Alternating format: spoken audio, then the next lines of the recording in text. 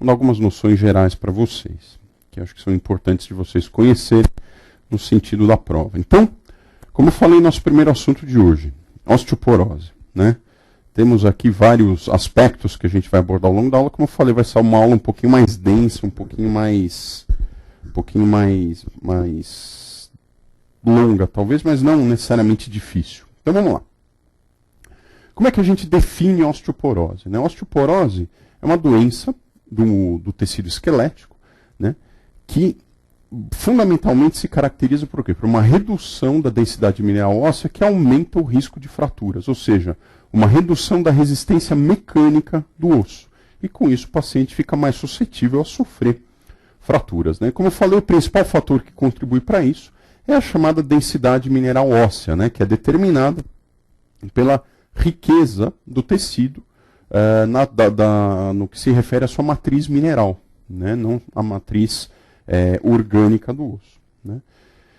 E como é que a gente infere, né, esse grau de resistência óssea, né? Justamente através da densidade mineral óssea, que como nós vamos ver ao longo da aula, é mensurada através de um exame chamado densitometria óssea, né, que nos fornece parâmetros quantitativos a respeito do grau de densidade óssea do osso, e a partir daí a gente pode inferir o seu grau de resistência mecânica. Existem alguns scores que a gente pode usar, né, na interpretação da densitometria, como o T-score, né, que é o número de desvios padrão acima ou abaixo da média que aquele indivíduo tem em comparação a indivíduos jovens saudáveis, e tem também o Z-score, que eu vou abordar mais para frente, mais especificamente no momento que a gente chegar nessa questão da densitometria. Então aqui nós estamos vendo uma ilustração, só para vocês terem uma ideia, de como seria uma micrografia, né, de um osso normal, ali à esquerda, e de um osso osteoporótico, né, ou seja, as trabéculas ósseas,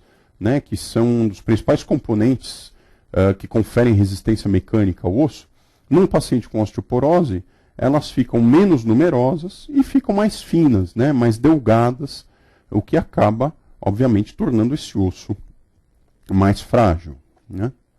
E por que ocorre, né, a osteoporose, né?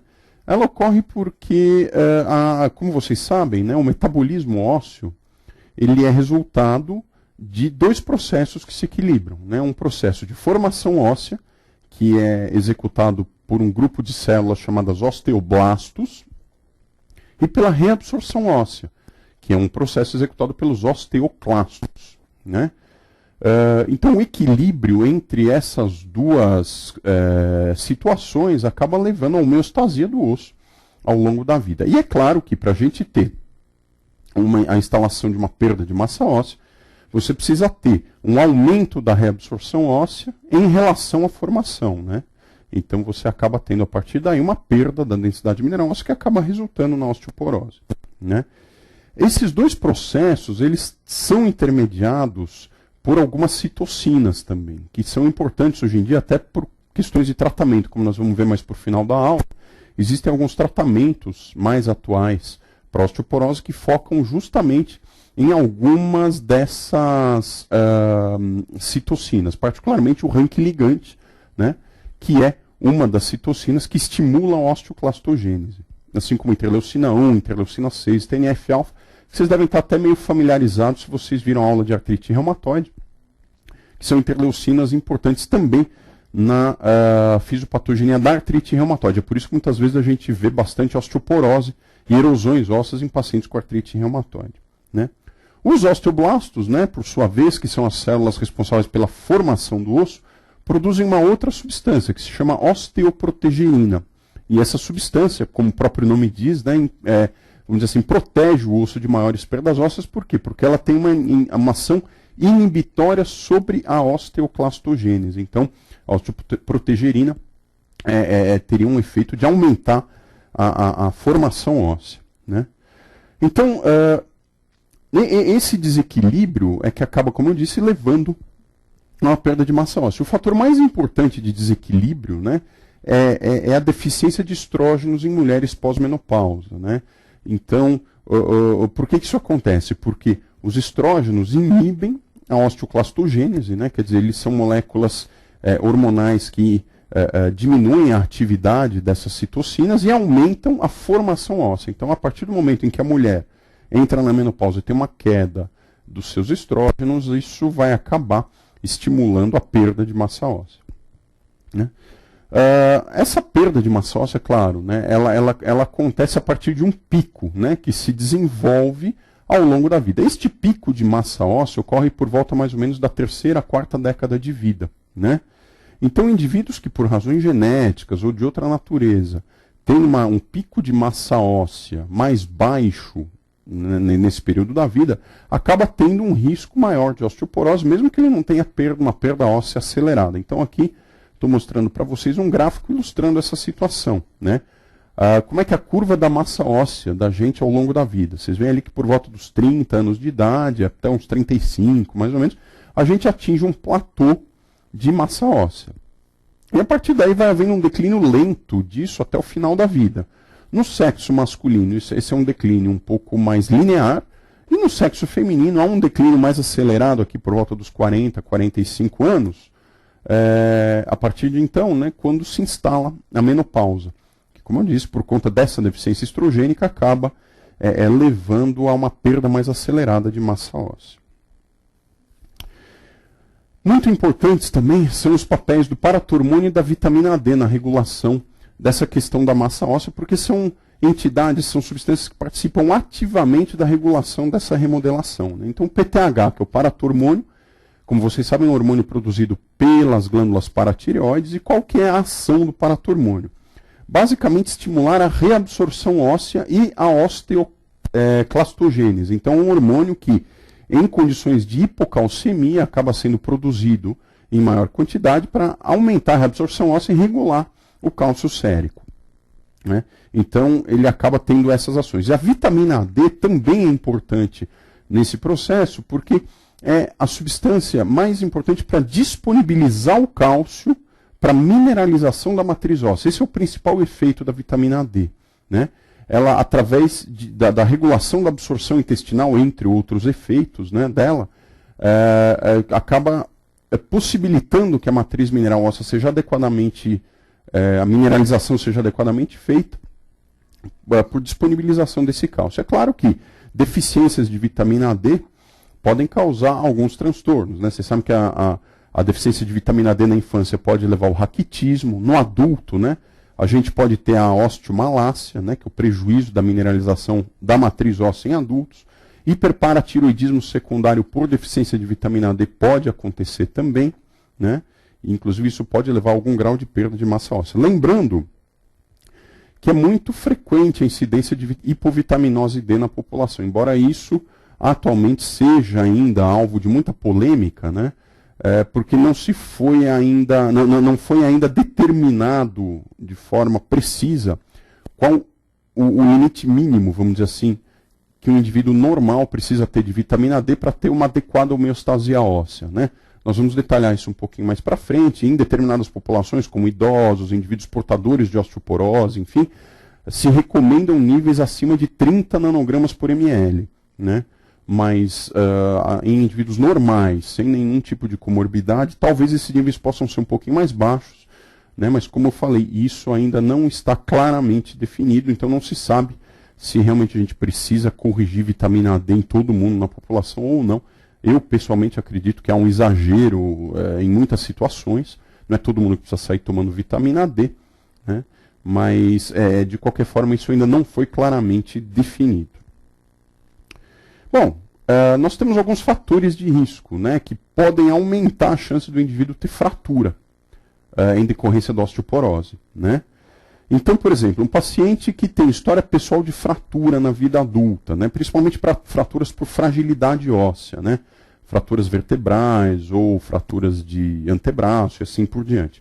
Ou pacientes que têm uma história familiar de fratura em parente de primeiro grau, principalmente fraturas de fêmur, né, fraturas de fêmur proximal, de colo de fêmur, né. Tabagismo, fator de risco importante para o desenvolvimento de osteoporose. Baixo peso, né, indivíduos abaixo de 60 quilos. Pacientes usuários de glicocorticoides, nós vamos detalhar isso um pouco mais para frente também. O uso crônico de glicocorticoides em doses moderadas a elevadas é um fator de risco para a instalação de perda óssea. A idade avançada, obviamente, né? Como nós vimos naquele gráfico, quanto mais se avança na vida, mais chance a gente tem de ter uma baixa massa óssea e osteoporose, né? E alguns outros, né? Por exemplo, menopausa muito precoce, no caso da mulher, etilismo, sedentarismo, doenças crônicas e assim por diante, né? Então todos esses são fatores que podem conduzir a um maior risco da gente ter perdas de massa óssea. Como é que a osteoporose, né, se manifesta clinicamente? Na verdade, ela é uma doença silenciosa, né? Você não tem nenhum sintoma claro durante o processo de perda de massa óssea. Você pode ter manifestações clínicas disso quando a pessoa tem fraturas, né, que é, na última análise, a principal consequência da osteoporose. Então, a gente pode ver o quê? Naqueles pacientes mais idosos, por exemplo, que fazem fraturas vertebrais, mesmo que de pequena monta ao longo da vida, a gente pode notar o quê? Uma perda progressiva de altura, um aumento da cifose torácica, quer dizer, a perda de pequenas porções, pequenas alturas, né, individuais de cada vértebra pode levar a uma diminuição, né, do arco, né, do raio, né, da coluna torácica. O paciente pode desenvolver uma hipercifose. Retificação da lordose lombar também pode ocorrer por esse motivo. E onde são os locais mais comuns de fraturas? Vértebras, fêmur e rádio distal, né, que são os locais clássicos de fraturas por fragilidade óssea, né? Geralmente as fraturas vertebrais, quando se manifestam clinicamente, se manifestam por uma dor aguda naquela região onde houve a fratura, né, que geralmente sucede movimentos de hiperflexão ou hiperextensão da coluna, né? O indivíduo vai se levantar de uma posição sentada, ou vai fazer algum esforço para pegar algum objeto mais pesado no chão. A hora que ele levanta, muitas vezes ele tem uma instalação de uma dor súbita ali num segmento da coluna que decorre de uma fratura. Geralmente essa dor é relativamente autolimitada, ela dura 4 a 6 semanas e depois tende a desaparecer. Quer dizer, o indivíduo não fica com dor ali para sempre, geralmente é um quadro mais agudo. E as fraturas de fêmur e rádio, geralmente elas são pós-traumáticas, né? Acontecem depois de quedas, então fratura de rádio, aquela que o paciente cai com a mão espalmada no chão, bate a mão no chão e fratura o rádio distal. Fraturas de fêmur são muito comuns, por exemplo, em casa, né? Os idosos que caem no banheiro, no trajeto da cama para o banheiro, acabam quebrando o fêmur. Então, isso também tem que entrar no programa de prevenção de fraturas, né? A osteoporose, de forma geral, ela pode ser classificada como sendo primária ou secundária, né? Nós vamos nos focar aqui na nossa abordagem, principalmente na osteoporose primária, né? Que é a que nos interessa mais. E dentro da osteoporose primária, nessas duas primeiras formas, a osteoporose pós-menopausa, que é aquela osteoporose tipo 1, né, também conhecida, e também a osteoporose senil, que é aquela osteoporose já do idoso, né, com idade mais avançada, que é a chamada osteoporose tipo 2. Existem algumas outras osteoporoses, né, a osteoporose juvenil idiopática ou idiopática do adulto jovem, que é a mesma coisa, né, mas isso aqui eu não vou entrar nesses assuntos. Mas também temos causas secundárias de osteoporose, que a gente sempre tem que se lembrar. Especialmente naqueles indivíduos mais jovens, por exemplo, que têm uma baixa massa óssea, uma perda de massa óssea ou fraturas por fragilidade, que não tem uma explicação muito bem definida, né? Uma coisa é você pegar uma senhora de 75 anos que quebrou o fêmur e tal, outra coisa é chegar no seu consultório, talvez uma mulher de 30, 35 anos de idade, mostrando uma baixa massa óssea para aquela idade, que você vai realmente precisar investigar se há alguma doença por trás daquela questão, se é um quadro idiopático, né? Então essas são as principais causas a que a gente tem que se ater. E entre elas, as principais são as doenças endócrinas, né? O hiperparatireoidismo primário, né, obviamente. O hipertireoidismo também pode levar à perda de massa óssea. Deficiências gonadais, tanto em homem quanto em mulher, podem levar a perdas de massa óssea. Síndrome de Cushing, né? Então o hiperadrenalismo, né, também pode ser causa de osteoporose. Então essas causas endócrinas sempre têm que ser descartadas. Doenças gastrointestinais também são importantes, né? Principalmente síndromes de má absorção ou doença celíaca. Podem levar também a esses quadros, né? Está meio fora de ordem aqui, mas queria lembrar também nesse momento o uso de medicações, né? Então corticoides, eu já falei, lítio, anticonvulsivantes, hormonoterapias oncológicas, tipo inibidores da aromatase, por exemplo, podem induzir também perda de massa óssea. Doenças reumatológicas crônicas, né? Como eu já falei, a artrite reumatoide é muito frequente cursar com perda de massa óssea. Doenças neurológicas crônicas, doenças da formação do colágeno, que são doenças raras, né, de aparecerem na população, né, tipo síndrome de Marfan, por exemplo. E AIDS, né, existe uma perda de massa óssea também ligada à infecção crônica pelo HIV, que vale a pena sempre ser investigada. Muito bem, então vamos falar um pouquinho dos exames complementares, né? E chegando nesse momento aqui, o que eu queria abordar com vocês é a questão da densitometria óssea, que é um assunto que eles, como vocês vão ver nas questões mais para o fim da aula, eles gostam muito de cobrar em prova alguns conceitos relativos a isso, e que é o nosso principal exame para o diagnóstico quantitativo, vamos dizer assim, da osteoporose. Então o nome completo da densitometria óssea é esse aqui, a densitometria óssea de dupla emissão com fonte de raio-x, né, que é abreviado como DEXA, né? Então, neste exame, né, o paciente é submetido a uma leitura da sua massa óssea, da sua densidade mineral óssea, através de uma fonte de raio-x num determinado sítio, né? E quais são os sítios usualmente usados para a mensuração da densidade mineral óssea quando você quer avaliar se o paciente tem osteoporose ou não? A coluna lombar, né, no segmento de L1 a L4, o quadril, né, no caso a gente usa a região do colo do fêmur e o fêmur total. Se vocês pegarem uma densitometria óssea, vocês vão ver que são mensuradas algumas outras regiões do quadril, mas que não são consideradas para análise. E também pode ser usado o antebraço. Classicamente a gente usa coluna lombar e quadril. Mas às vezes alguns pacientes, por exemplo, que têm uma artrose importante em coluna, né, isso acaba prejudicando a avaliação da densidade mineral óssea ali, porque é uma esclerose óssea, né, secundária à osteoartrose, e você acaba não conseguindo avaliar direitinho ali na coluna lombar se tem osteoporose ou não. Então aí a gente acaba usando, por exemplo, o antebraço, o radiodistal, que pode também fornecer boa leitura para a gente, né? Só um detalhe, o antebraço também pode ser interessante de ser medido em algumas condições de osteoporose secundária, como por exemplo no hiperparatiroidismo.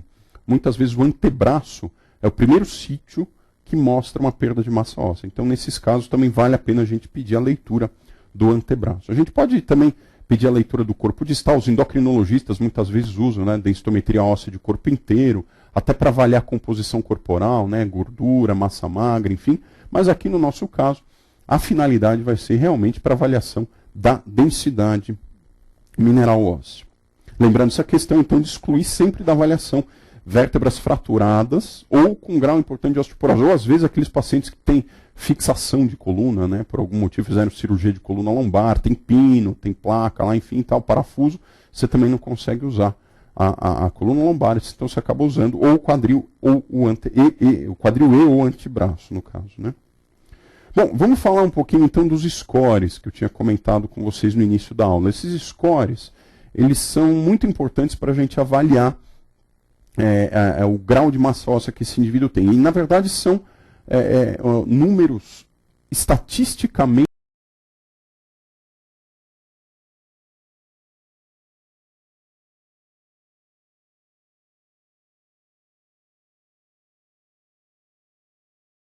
obtidos, né? E que dizem em que situação aquele indivíduo está em termos de massa óssea em comparação ou com indivíduos da mesma idade e sexo ou com indivíduos jovens do mesmo sexo. Então, o T-score, né? Se vocês pegarem lá um exame de densitometria, vocês vão ver que tem uma coluninha ali onde aparecem os valores de T-score para o colo do fêmur, para a coluna lombar e assim por diante. O que é o T-score? É o número de desvios padrão da densidade mineral óssea acima ou abaixo da média, e o mais importante, em comparação com indivíduos adultos jovens saudáveis do mesmo sexo.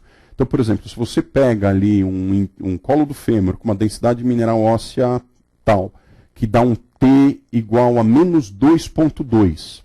Isso quer dizer o quê? Que aquele indivíduo, naquele sítio, ele tem uma densidade mineral óssea 2,2 desvios padrão abaixo da média para indivíduos adultos jovens saudáveis do mesmo sexo. Então, uma comparação estatística, onde você precisa ter uma base, né, populacional para fazer essa avaliação. Quando que a gente usa o índice T para avaliar a massa óssea?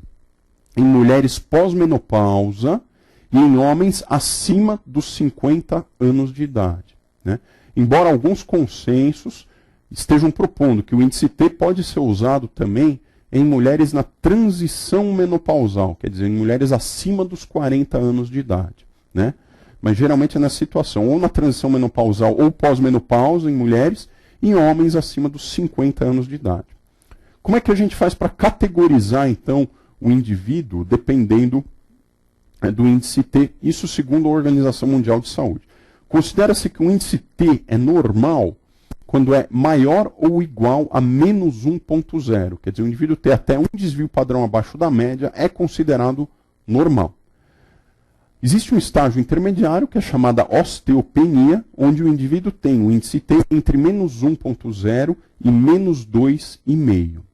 E a osteoporose densitométrica é definida quando o índice T é menor ou igual a menos 2,5. Então, o indivíduo tem lá menos 2,5, menos 2,8, menos 3, isso é osteoporose, né?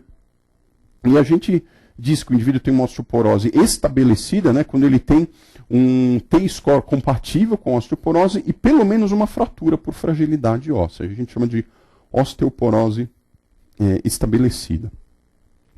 É claro que, para categorizar um indivíduo dentro dessas faixas, a gente vai usar sempre o pior T-score que ele tem. Então você vai pegar quadril, vai pegar coluna, antebraço, você vai usar o pior deles para categorizar o indivíduo. Certo? E o Z-score, né? Ao lado da coluna T, vocês vão ter a coluna Z, que também é um índice estatístico, né? Só que aí é a comparação daquele indivíduo com indivíduos da mesma faixa etária e sexo. Então, se o índice T é a comparação com indivíduos jovens, o índice Z é a comparação com indivíduos da mesma idade, né? E quando é que a gente usa o Z-score? Em crianças, adolescentes, mulheres antes da menopausa, especialmente abaixo dos 40 anos de idade, e homens entre 20 e 50 anos. Então, em todas as faixas etárias mais jovens, nós somos obrigados a usar o Z-score. E aí a categorização é um pouquinho diferente. E notem que a gente não usa o termo osteoporose nem osteopenia nessa classificação. A gente diz que o indivíduo pode ter a massa óssea dentro dos limites esperados para a idade cronológica, quando o índice Z é maior que menos 2,0, né? E a gente diz que o indivíduo tem baixa massa óssea para a idade cronológica, quando o índice Z é menor ou igual a menos 2,0, ok? Então a gente não pode falar aqui no caso da densitometria óssea, nesses indivíduos, em osteopenia ou osteoporose. A gente fala em massa óssea normal para a idade ou massa óssea baixa para a idade cronológica daquele sujeito. E o corte aqui, o índice Z, menos 2,0, um pouquinho diferente, ok? Frisei muito isso porque, como nós vamos ver depois, é um assunto que eles gostam de dar uma cobrada legal nas aulas, então esse é um highlight da aula aqui que eu quero que vocês não esqueçam. Muito bem, como é que a gente deve fazer a densitometria óssea, né? Quer dizer, a gente deve fazer densitometria óssea sair fazendo em todo mundo? Não, né? Tem, muitas vezes, alguns colegas pedem, né, densitometrias ósseas de forma desnecessária, por aí.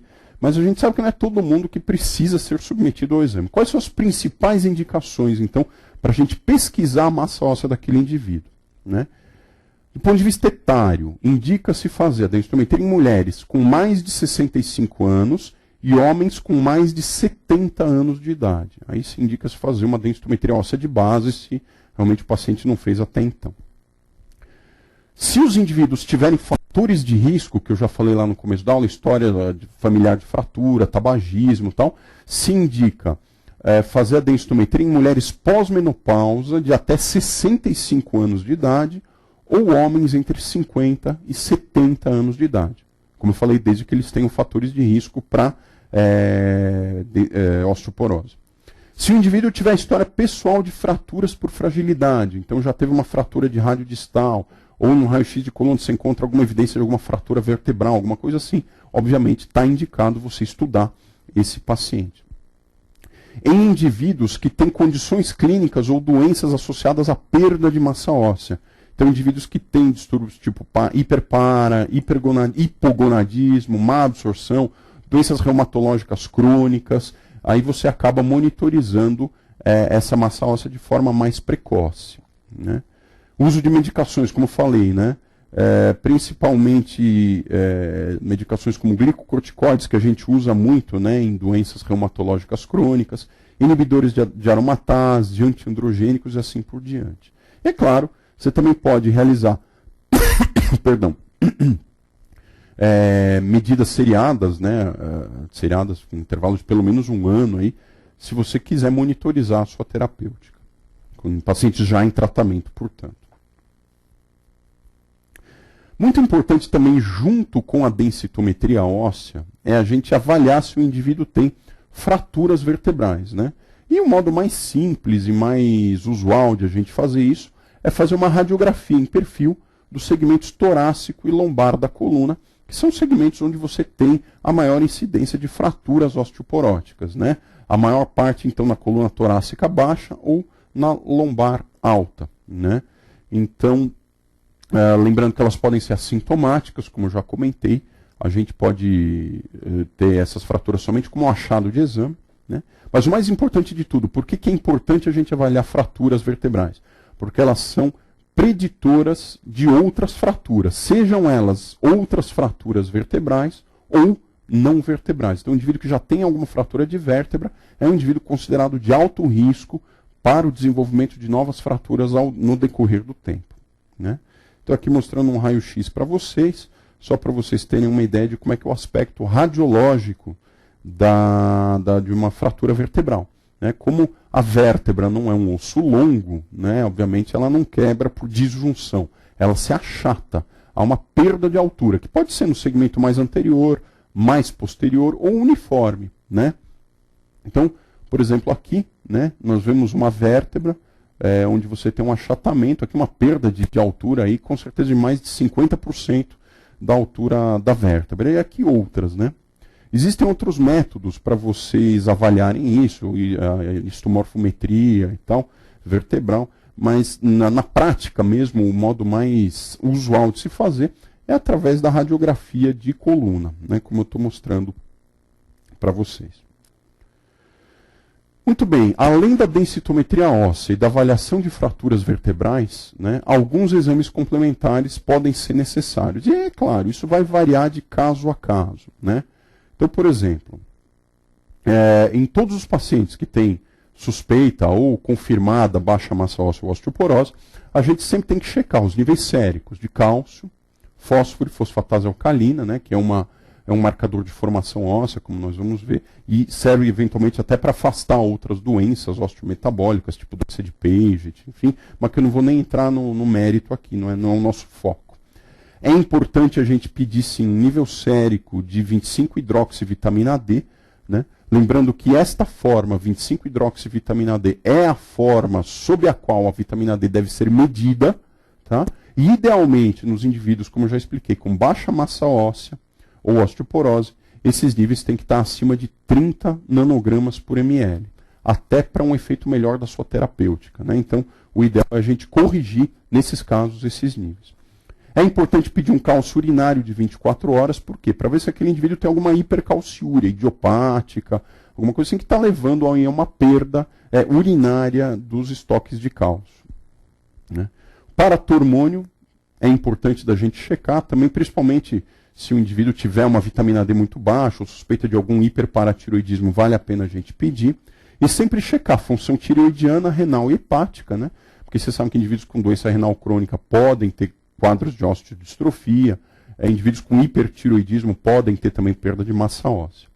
Dependendo do caso, por exemplo, se a gente tiver um indivíduo jovem, né, ou do sexo masculino, com baixa massa óssea ou osteoporose, checar sempre os hormônios sexuais, né, pelo menos a testosterona livre, os níveis de estradiol, progesterona, né, e das gonadotrofinas.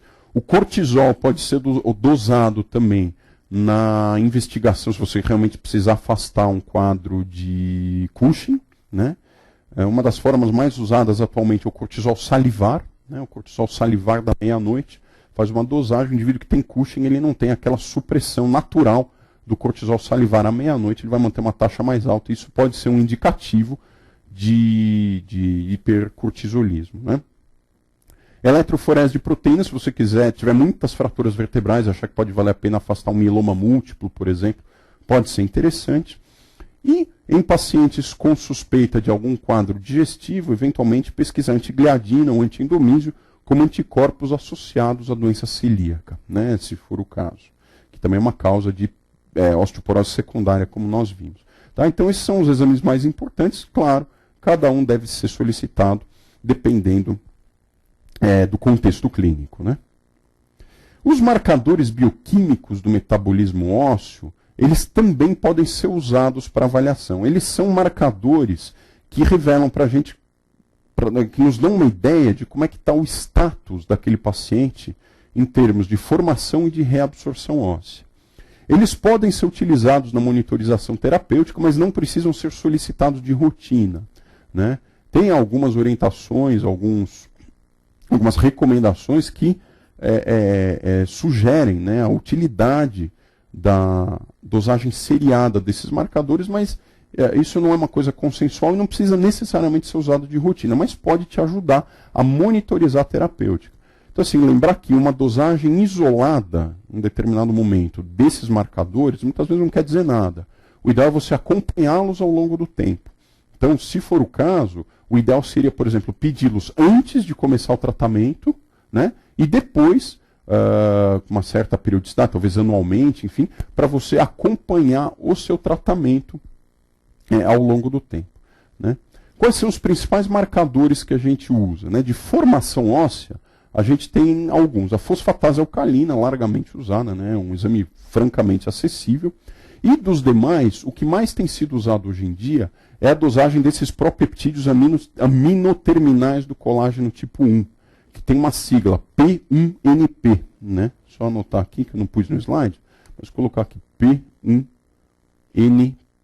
tá? São esses propeptídeos aminoterminais do colágeno 1, são marcadores de formação óssea e são dosados no soro, tá? E os marcadores de reabsorção óssea, o mais usado hoje em dia é o CTX, que é o cetelopeptídeo, né, que são produtos da degradação do colágeno. Então, quando você está tendo uma reabsorção grande da matriz óssea, você vai ter a degradação da matriz orgânica também, e esse CTX acaba subindo. Então, lembrando que esses marcadores podem sim ser usados, né, mas não necessariamente de rotina, e que eles têm valor no segmento a longo prazo, né, não um corte transversal naquele momento. Ok? Falar brevemente de duas situações específicas aqui para vocês, né? Uma delas é chamada osteomalácia, né? Que é um quadro muito mais até endocrinológico do que reumatológico, mas eu vou dar uma pinceladinha aqui para vocês, que às vezes o pessoal já ouve mais antigamente algumas perguntas a respeito do assunto. Então, o que é a osteomalácia?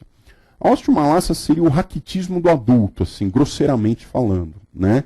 Quer dizer, é um prejuízo da mineralização da matriz óssea em adultos. Você tem primeiro a síntese da matriz óssea colágeno, orgânica, que depois é mineralizada, né? E isso depende, como nós já vimos, de vitamina D, né? Que disponibiliza o cálcio para esta mineralização.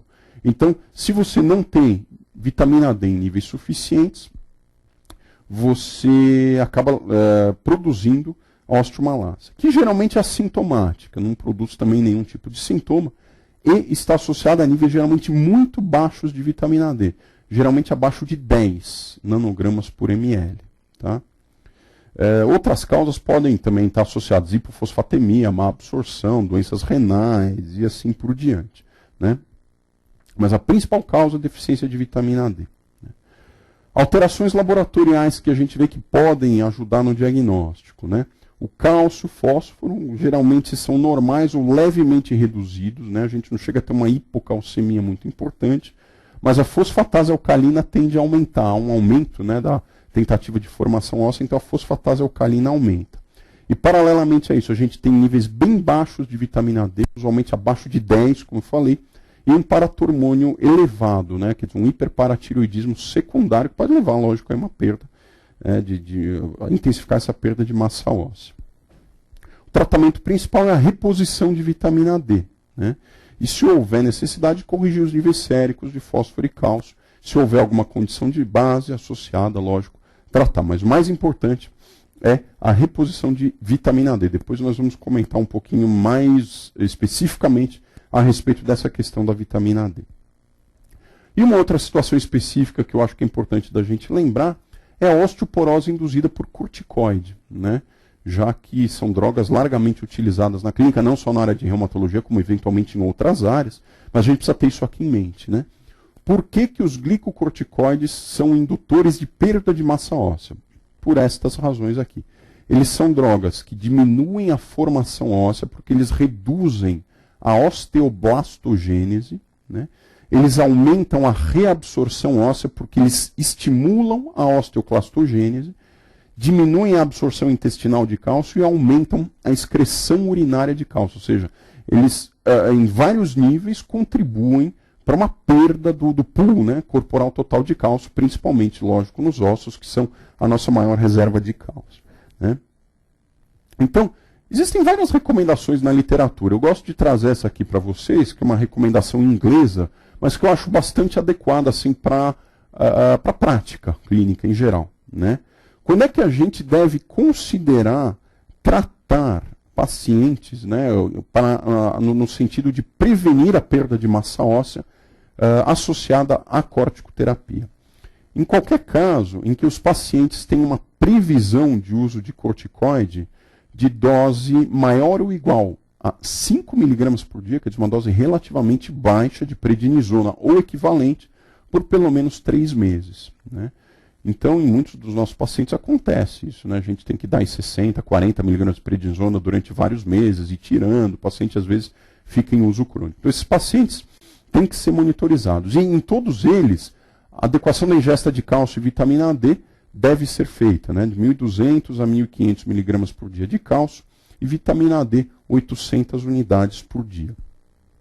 Em pacientes que não têm fratura prévia, com menos de 65 anos e com índice T, o pior deles, né, acima de menos 1,5, você pode monitorizar a densitometria semestralmente ou anualmente, né? E se neste processo, né, quer dizer, o paciente já está tomando cálcio, está tomando vitamina D, e na sua monitorização ele vai tendo perda óssea significativa, você pode introduzir um bifosfonato, como nós vamos ver mais para frente, o alendronato ou o risedronato.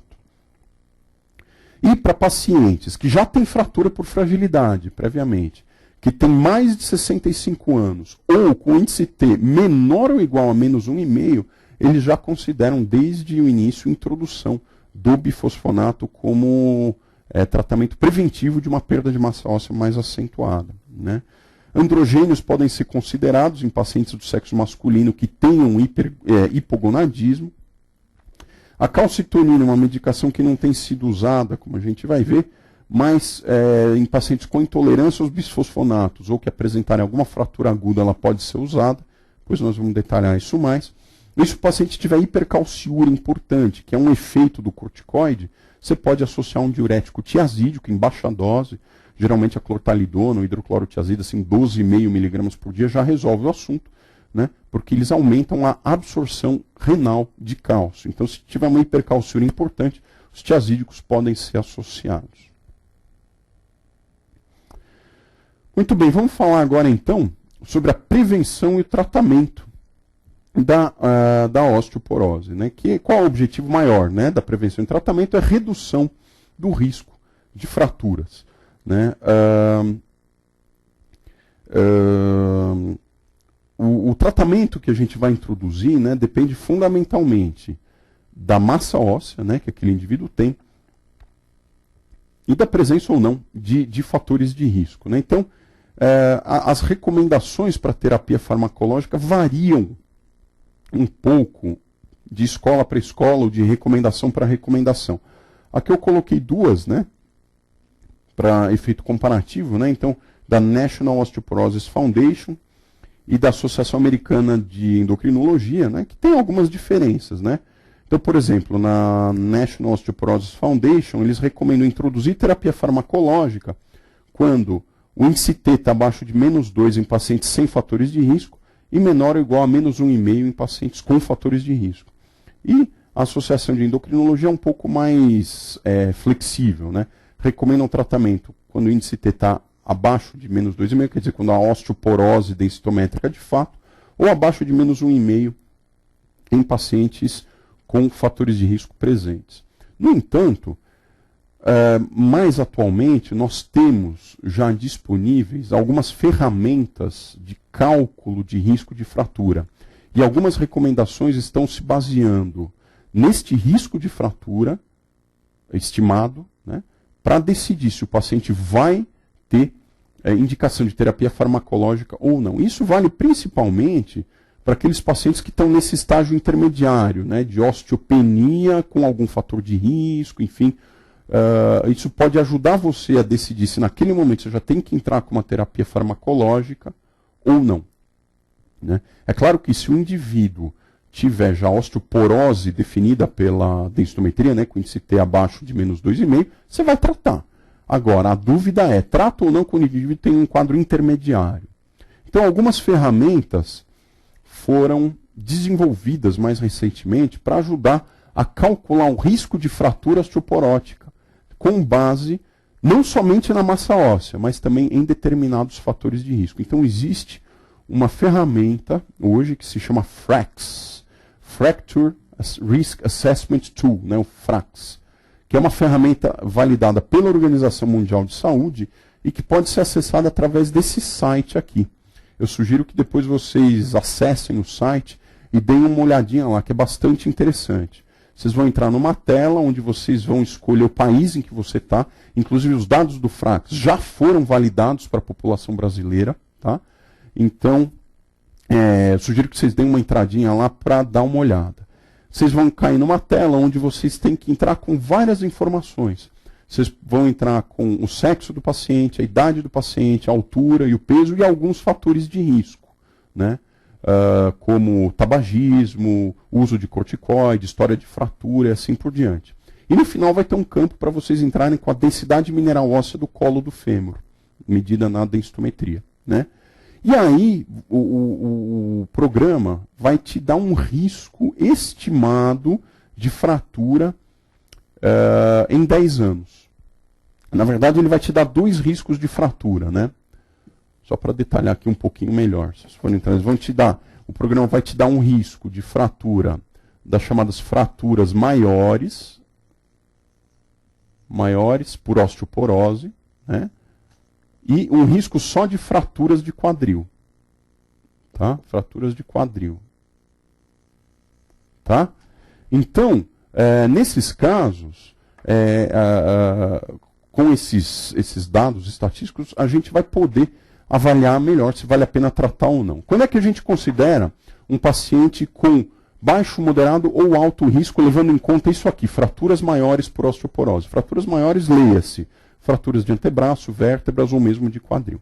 Se esse indivíduo tiver um risco de fratura maior por osteoporose abaixo de 10%, a gente considera esse indivíduo como um indivíduo de baixo risco. Então, nesse caso, o que se recomenda? Fazer medidas não farmacológicas, como exercícios, prevenção de quedas, parar de fumar e tal, otimizar a ingesta de cálcio e vitamina D, isso sempre, eventualmente corrigir o risco os níveis de vitamina D e reavaliar periodicamente o risco. Eles recomendam lá no Canadá reavaliar depois de 5 anos. Se o indivíduo tem um risco moderado de 10 a 20%, aí você pode considerar o tratamento farmacológico, por exemplo, com bifosfonato ou o que for, conforme os fatores de risco e a presença de fraturas prévias. Vai de caso a caso, né?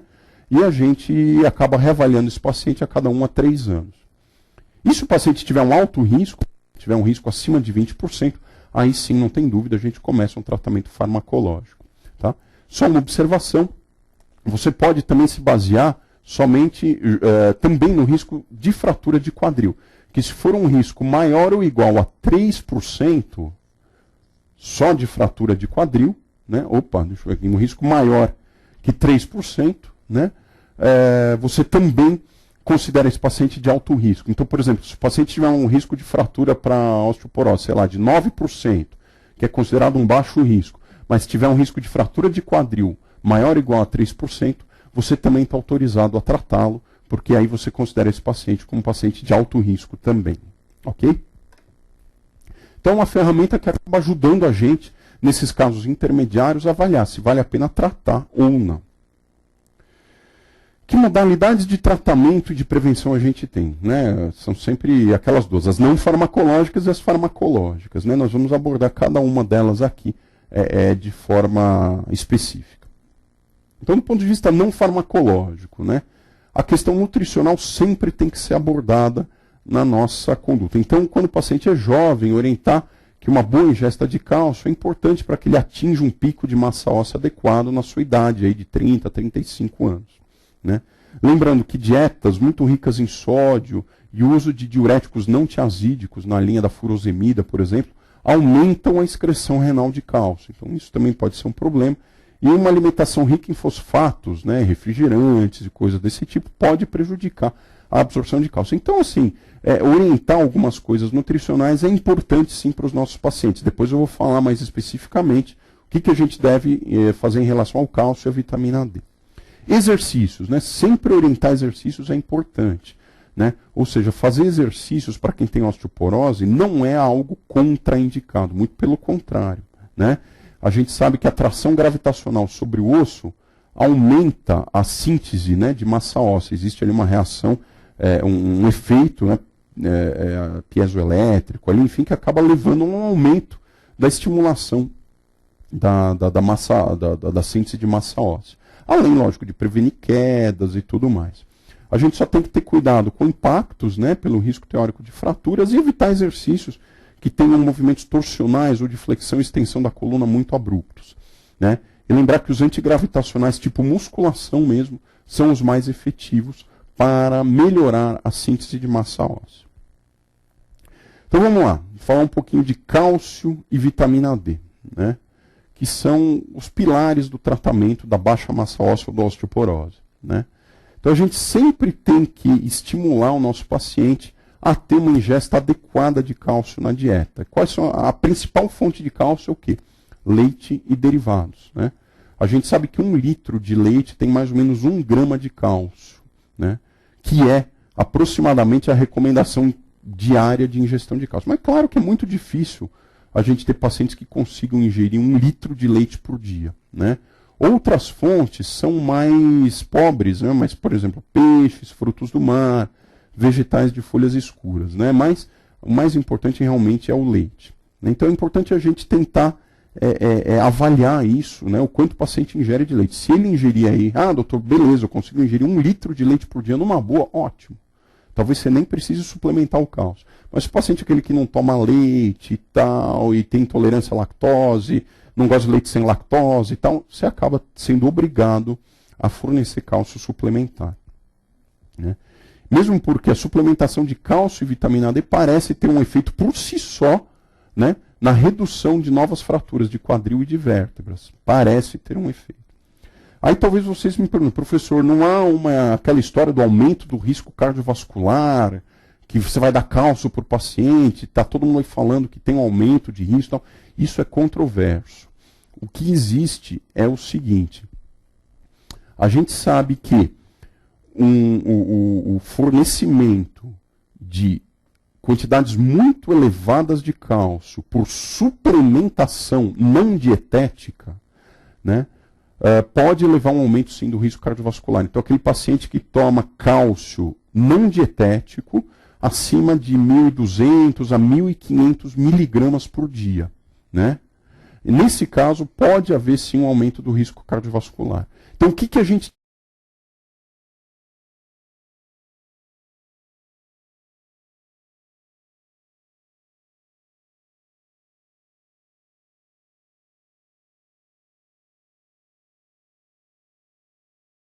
tem que fazer? A gente tem que ver o quanto aquele paciente ingere de cálcio no seu dia a dia, estimar, né, a ingesta de cálcio dele e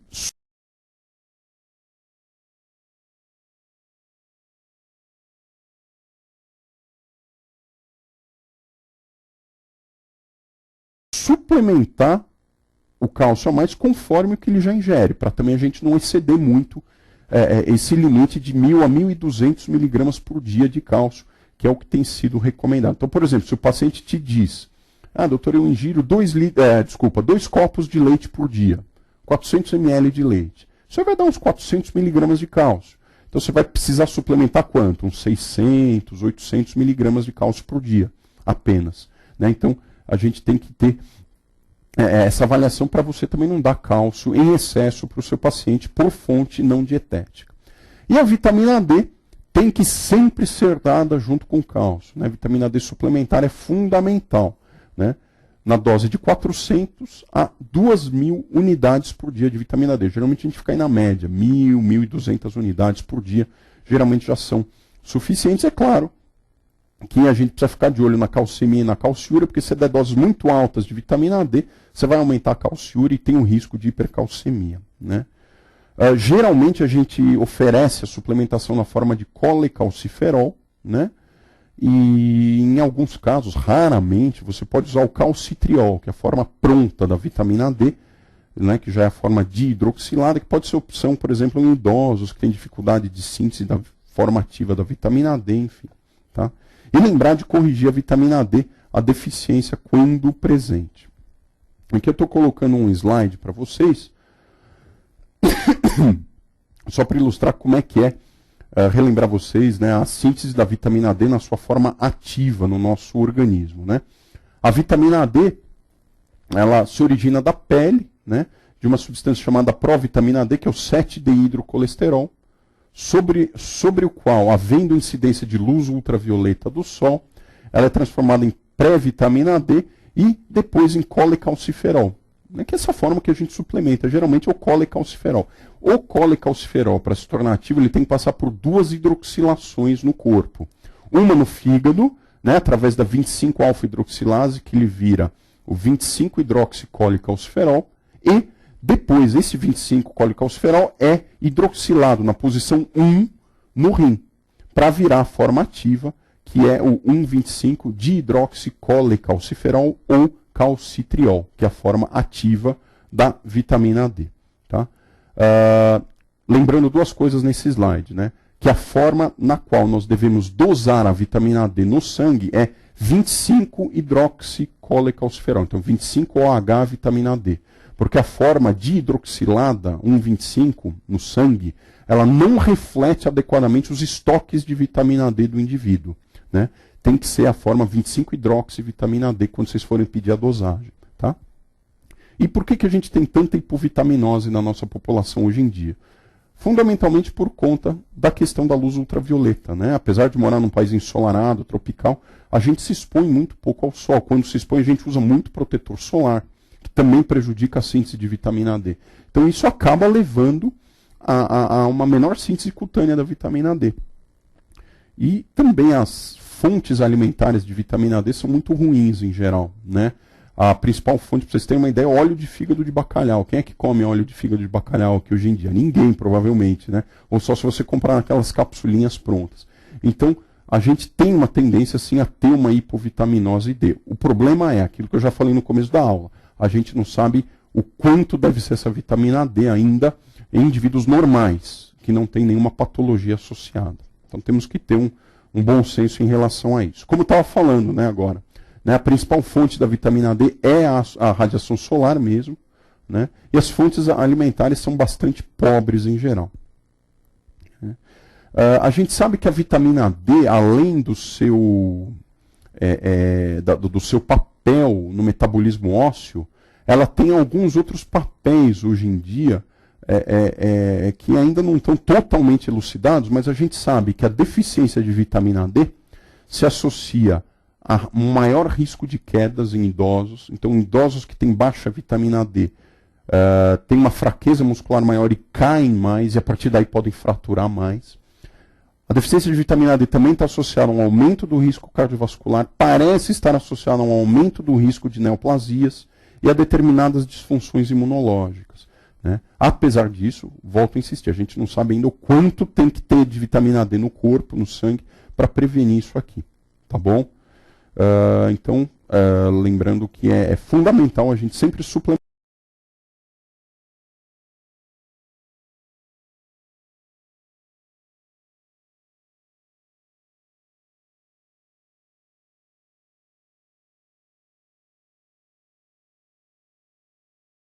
suplementar a vitamina D nos nossos pacientes, além do cálcio, né, nos nossos pacientes com osteoporose. A avaliação dos níveis séricos, a dosagem de 25-hidroxivitamina D, é aquilo que eu falei, níveis adequados, pelo menos 30 nanogramas por ml, e níveis abaixo de 10 se associam à ocorrência de osteomalácia, como eu já comentei. Então, em que pacientes existe a indicação formal de você dosar e corrigir os níveis de vitamina D? Nesses casos, prevenção e tratamento de baixa massa óssea ou de osteoporose, prevenção de quedas em idosos e em gestantes. Essas são as populações em que claramente existe um benefício já estabelecido de você corrigir vitamina D formalmente. E quando você tem uma deficiência constatada de vitamina D, como é que a gente faz geralmente a correção da vitamina D? Com colecalciferol em doses mais altas. Geralmente a gente usa 50.000 unidades via oral por semana, durante 6 a 8 semanas. Você pode até manter por mais tempo se a insuficiência for muito grande, ou se você não chegar num nível adequado acima de 30. Você pode repetir, inclusive, esse esquema depois. E é claro que depois você tem que fazer a manutenção, senão isso vai se perder novamente ao longo do tempo. Né? Geralmente, por volta de 1.000 unidades por dia é um valor adequado de vitamina D para você fazer a manutenção depois da correção. Ok? Vamos falar agora um pouquinho das medicações, né, usadas no tratamento da baixa massa óssea ou da osteoporose. Os medicamentos mais usados hoje em dia são os bisfosfonatos, né, que são análogos de pirofosfatos que se impregnam no osso e inibem a reabsorção óssea, ou seja, são agentes antirreabsortivos. Eles fazem, eles têm efeitos sobre o metabolismo também dos osteoclastos, então eles diminuem a diferenciação, a ação dos osteoclastos e facilitam a apoptose dos osteoclastos também. Então tudo isso acaba levando a um efeito antirreabsortivo. Importante lembrar que eles têm absorção intestinal muito pobre. Então, quando a gente está dando bifosfonato oral para um paciente, eles devem ser tomados em jejum, com água e por pelo menos 30 minutos antes da refeição. Porque qualquer comida, qualquer alimento vai prejudicar a absorção intestinal do bifosfonato. É importante também a gente não esquecer de orientar o paciente a não se deitar durante pelo menos 30 minutos depois da tomada do remédio. Por quê? Porque se o paciente se deita e ele tem algum grau de refluxo gastroesofágico, o bifosfonato está associado à ocorrência de esofagites importantes por irritação local mesmo. Então esse paciente tem que ter esse cuidado de não se deitar também por pelo menos meia hora depois. Né? Eles estão associados, eles estão indicados, melhor dizendo, na prevenção e tratamento da osteoporose. Né? E hoje em dia se comenta muito, eu não vou entrar em grandes detalhes a respeito disso, apesar de ser uma coisa importante do ponto de vista prático, né? Até por uma questão de tempo. Mas se sabe hoje em dia que o uso prolongado de bifosfonatos pode se associar a alguns riscos. Né? Por exemplo, fraturas atípicas de fêmur, né? Fraturas de diáfise de fêmur ou subtrocantéricas e osteonecrose de mandíbula. São efeitos raros de acontecer, mas podem acontecer quando a gente faz o uso muito prolongado. Então, atualmente se recomenda que, quando o paciente já tem 5 anos de uso de bifosfonato oral, ou 3 anos do uso de ácido zoledrônico, que é um bifosfonato endovenoso, que a gente considere se não vale a pena fazer uma pausa, né, o chamado drug holiday, né, no sentido de não deixar esse osso antirreabsorvido, vamos dizer assim, durante muito tempo. Né? Ou seja, há uma baixa muito grande do turnover ósseo se a gente mantiver durante muito longo tempo o bifosfonato. Né? Então, é importante considerar uma parada, eventualmente temporária, por exemplo, 2 anos de pausa do uso de bifosfonato, para depois retomar esse tratamento. Ou, eventualmente, se você tem indicação de continuar o tratamento, trocar o bifosfonato por alguma outra classe terapêutica, como nós vamos ver. Tá? Eu acho que isso é o mais importante nesse aspecto da suspensão temporária do tratamento com bifosfonato. Quais são as nossas principais opções de tratamento com bifosfonato hoje?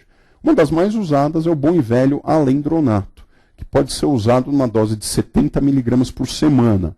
Essa dose de 10 mg por dia praticamente não tem sido mais usada. Né? ele tem impacto na redução de fraturas vertebrais, não vertebrais e de quadril. Né? O risedronato é uma outra opção. Ele pode ser usado mensalmente, 150 mg via oral por mês, ou 35 mg via oral por semana. Novamente, essa dose de 5 mg por dia praticamente não tem sido mais usada, e, assim como o alendronato, é também eficaz na redução de fraturas vertebrais, não vertebrais e de quadril.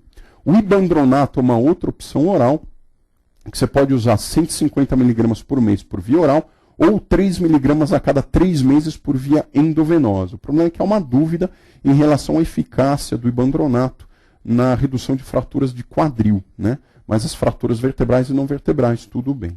E uma outra opção que também tem sido bastante usada, que é um pouco mais cara do que os bisfosfonatos orais, né? O custo anualizado um pouquinho maior, mas não muito, é o ácido zoledrônico, né? Que é um bifosfonato endovenoso que se usa na dose de 5 mg por ano, né? Quer dizer, a infusão anual. Existe, lógico, aí uma comodidade posológica, existe também a comodidade gastrointestinal, então se o paciente for francamente intolerante aos bisfosfonatos orais, o ácido zoledrônico é uma boa opção, e também tem efeito na redução de fraturas vertebrais, não vertebrais e de quadril. O raloxifeno. O raloxifeno é uma outra modalidade de tratamento também antirreabsortiva, que é um modulador seletivo de receptores de estrógeno. Então ele tem um efeito mais nos receptores de estrógeno do osso, como uma droga que estimula a atividade daqueles receptores ósseos e inibe em alguns outros sítios, né? Por exemplo, na mama. Então é um modulador seletivo, que está indicado na prevenção e tratamento da osteoporose pós-menopausa, né? E que tem efeito principalmente na redução de fraturas vertebrais. Quer dizer, está indicado mais naquela mulher, sempre na mulher pós-menopausa, que tem uma perda de massa óssea vertebral mais importante. Né? É interessante porque o raloxifeno também está associado à redução da incidência de câncer de mama, né? Devido a essa modulação seletiva de receptores de estrógeno que ele tem. Porém, ele tem um aumento de risco cardiovascular e um aumento também do risco de eventos tromboembólicos, assim como a gente tem com estrogênios orais. Né? Então, a gente tem que ter um cuidado em pacientes que já tiveram eventos tromboembólicos prévios. Né? Desculpa, eu falei bobagem. Ele não tem um aumento, ele tem uma redução dos eventos cardiovasculares em mulheres de risco aumentado. Desculpa, cometi um engano aqui. Então, pode ser uma droga interessante nesse cenário, né, por reduzir o câncer de mama e os eventos cardiovasculares. Porém, aumenta o risco de eventos tromboembólicos. Então, esse é o maior cuidado que a gente tem que ter. A dose é oral também, 60 mg uma vez por dia. A teriparatida, né? A teriparatida é uma droga interessante também, apesar de cara, porque é uma droga anabólica, né? Ou seja, é uma droga que não inibe a reabsorção óssea, mas estimula a formação óssea. Né? A teriparatida é um fragmento de PTH, o PTH 134. Mas aí vocês vão me perguntar, você vai dar um análogo de PTH para promover a formação óssea? O PTH não tem um efeito de reabsorção óssea? De fato. Só que aqui, no caso, este fragmento de PTH administrado de forma intermitente, quer dizer, uma vez ao dia, ele tem um efeito de curta duração, né? E que, pelo fato de ser administrado em dose baixa e de forma intermitente, ele tem um efeito anabólico sobre o osso, especialmente sobre o osso trabecular. Né? A gente considera, então, que o PTH ele tem um efeito mais catabólico no osso quando ele é presente de forma tônica, quer dizer, aquele indivíduo que tem hiperparatiroidismo, que tem exposição continuada durante as 24 horas do dia ao PTH, ele vai ter uma reabsorção, mas a teriparatida, como ela é administrada uma vez ao dia e tem um efeito de algumas horas apenas, isso acaba gerando, paradoxalmente, um efeito anabólico no osso. Né? E é eficaz na redução de fraturas vertebrais e não vertebrais em pacientes com osteoporose, né? E geralmente, devido ao seu custo elevado, ele é indicado naqueles casos de osteoporose severa e de má resposta aos bifosfonatos. Então você deu lá os bisfosfonatos por algum tempo, 3, 4 anos, o paciente não respondeu bem, está tendo uma perda importante, a teriparatida pode ser usada em substituição ao bifosfonato, né? E geralmente a gente dá 20 microgramas por dia por via subcutânea. A teriparatida precisa ter alguns cuidados, né? Então, pacientes com suspeita de doença de Paget ou de neoplasia óssea, ela está contraindicada, tá? E deve ser usada por um período de 2 anos, mais ou menos, né? Depois desse período de 2 anos, ela deve ser substituída por um antirreabsortivo, por exemplo, os próprios bisfosfonatos. Porque se você não fizer essa substituição, ocorre uma perda bastante acelerada de massa óssea quando você suspende a medicação. Então, depois desses 2 anos, você deve procurar trocar a teriparatida por um antirreabsortivo. Ranelato de estronço é uma outra droga aí que também surgiu na última década e que tem um mecanismo misto, né, de ação. Ele tem um aumento de formação óssea e redução de reabsorção óssea. Então ele atua nessas duas frentes.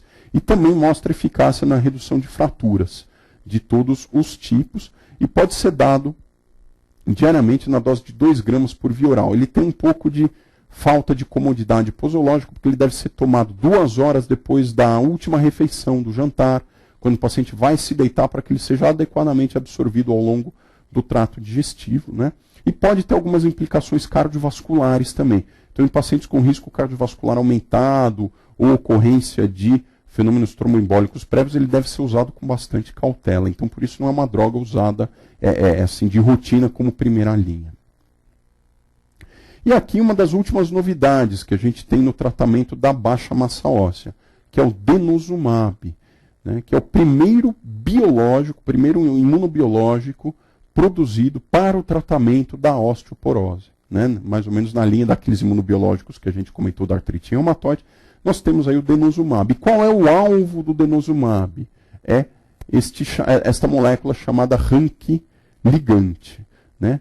O RANKL, né, é uma substância produzida pelos osteoblastos que estimula a ação dos osteoclastos, né? Então, o RANK, essa molécula RANKL, ela se liga no receptor RANK dos osteoclastos e ativa a sua função, né? Então, a molécula RANKL, ela tem um efeito pró-reabsortivo. E o denosumab, como um anticorpo com atividade anti-RANK ligante, vai diminuir esta atividade, portanto, vai inibir a osteoclastogênese e os efeitos dos osteoclastos, né?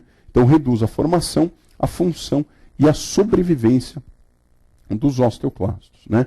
É uma opção ainda não de primeira linha para o tratamento de osteoporose, mas pode ser usada, por exemplo, em pacientes com alto risco de fratura ou que tenham refratariedade ao uso de outros tratamentos, né? Então, eventualmente, em pacientes de alto risco, pode ser uma droga usada em substituição ao bifosfonato, por exemplo, ou depois do uso da teriparatida, eventualmente ele pode ser usado, né? A dose é semestral, usada 60 miligramas por via subcutânea a cada 6 meses. O custo dele não é tão alto quanto se possa imaginar.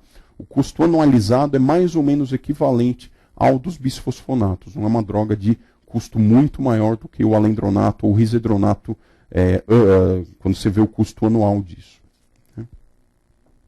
A terapia de reposição hormonal, ela já foi muito usada no tratamento da osteoporose, né? Porque ela se mostra eficaz na prevenção de osteoporose pós-menopausa, né? E na redução de fraturas de quadril, vertebrais e não vertebrais. Porém, o que aconteceu? Alguns estudos aí na última década, na década de 90, 2000, mostraram que a terapia de reposição hormonal está associada a um aumento na incidência de câncer de mama e de doença cardiovascular. Então ela saiu, vamos dizer assim, da primeira linha de tratamento que a gente tinha para a osteoporose, né? E atualmente ela é indicada para prevenção de osteoporose pós-menopausa em casos selecionados. Então aquelas mulheres com muitos sintomas climatéricos, com baixo risco cardiovascular, você pode usar na prevenção da osteoporose pós-menopausa, geralmente nessa dose, né? De 0,625 miligramas dia de estrógenos conjugados, e este tipo de tratamento requer um acompanhamento ginecológico continuado, né, em termos desses riscos de câncer que a gente já viu. E por fim a calcitonina, né? A calcitonina não tem sido usada mais hoje em dia, né, para redução de risco de fratura, apesar dela ter mostrado eficácia na redução de fraturas vertebrais em mulheres pós-menopausa, né, com osteoporose estabelecida já com fratura. Só que como ela tem uma eficácia relativamente pequena em relação a isso, né, ela não tem sido usada mais como uma droga de primeira linha, mas pode ser considerada em mulheres pré-menopausadas com osteoporose. Mas a gente não costuma mais usar a calcitonina, a não ser numa única situação, onde ela se mostra particularmente útil. É a droga de primeira escolha no tratamento da dor aguda associada às fraturas vertebrais. Então o paciente está com dor na coluna e documentadamente tem uma nova fratura, você pode usar calcitonina durante algumas semanas, que ela é bastante eficaz na redução da dor associada a essa fratura. Mas a gente não tem usado mais ela no tratamento a longo prazo da osteoporose. Geralmente a gente usa calcitonina intranasal, né? Aquela calcitonina de salmão, 200 unidades por dia. Tá? Então a calcitonina fica lembrada aqui como uma droga para ser usada neste cenário em específico. Bom, o que eu tinha a falar a respeito de osteoporose, drogas, era isso. Eu queria comentar aqui, eu sei que eu já me excedi em 10 minutos, mas como eu falei, uma aula mais longa mesmo. Então a gente vai comentar agora algumas questões relativas ao tema. Então vamos lá. Uma mulher de 69 anos, com diagnóstico de artrite reumatoide há cerca de 15 anos, em uso crônico de metotrexato 25 mg por semana e prednisona 20 mg por dia, quer dizer, uma usuária crônica de corticoide em dose alta, né? Além de ter sido submetida a histerectomia e ou oforectomia há 25 anos por miomatose uterina, apresenta adensitometria, score Z de menos 4,5 no fêmur e menos 5 na coluna lombar. Por ser mais bem comprovada cientificamente, a terapêutica para a osteoporose mais bem indicada para a referida paciente é A. Tamoxifeno, B. Calcitonina, C. Bifosfonato, D. Estrogênio puro. Né? Claro que é uma paciente com baixa massa óssea, eu quero aqui fazer uma crítica a essa questão, porque eles colocam aqui na questão índice Z, né, de menos 4,5 e menos 5, quando na verdade essa paciente já claramente pós-menopausada, né, há 25 anos pela oforectomia, com 69 anos, deveria ser avaliada pelo índice T, como nós vimos. Né? Mas de qualquer forma, sem dúvida, é uma mulher que tem osteoporose. E qual é a primeira escolha de tratamento, como nós vimos? Né? Tamoxifeno, obviamente, não é. Né? Calcitonina também. Estrogênio a gente não usa como primeira escolha. Então, nesse caso, o ideal mesmo é a gente introduzir o bifosfonato como tratamento para essa baixa massa óssea. Então, aqui, alternativa C de casa. Uma paciente de 21 anos, assintomática, sem antecedentes patológicos e com ciclos menstruais regulares, realiza densitometria óssea, score T de menos 2,52 na coluna e score T de menos 2,6 no fêmur.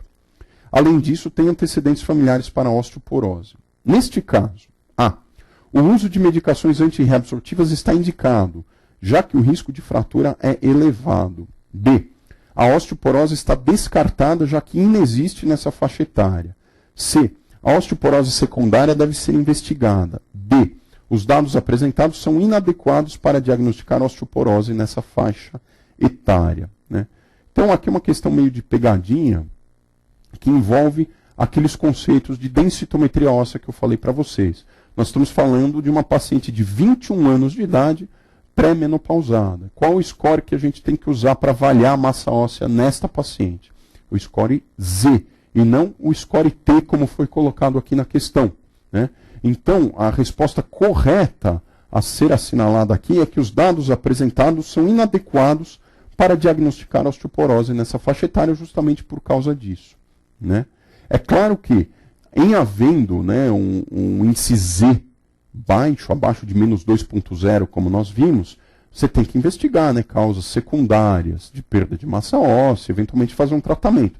Mas para essa questão aqui, neste cenário, os dados certamente são inadequados para esse diagnóstico, por causa daquela questão do score T versus score Z.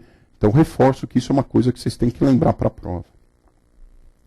Paciente de 35 anos, portadora de asma há 10 anos, há 5 anos usa glicocorticoide contínuo inalatório e intermitente, necessita também de via oral.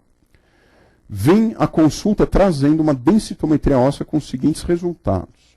Coluna lombar L1, L4, mostrando score T de -3 e Z de -2.2. E fêmur total com T de -1 e Z de -0,8. A partir dessas informações, assinale a alternativa correta. Então, antes da gente avaliar as alternativas, né, é uma paciente que é jovem, né, 35 anos, provavelmente pré-menopausada, então a gente tem que usar o score Z para avaliar essa paciente, que no caso ali da coluna lombar é de -2.2. Então a gente pode dizer que é uma paciente que tem baixa massa óssea para a idade, como nós dissemos. Então vamos ver as alternativas. A. O score Z, tanto em coluna quanto em fêmur, são os parâmetros diagnósticos nessa faixa etária. B. O exame é considerado normal para a faixa etária, a gente já viu que não é o caso, né?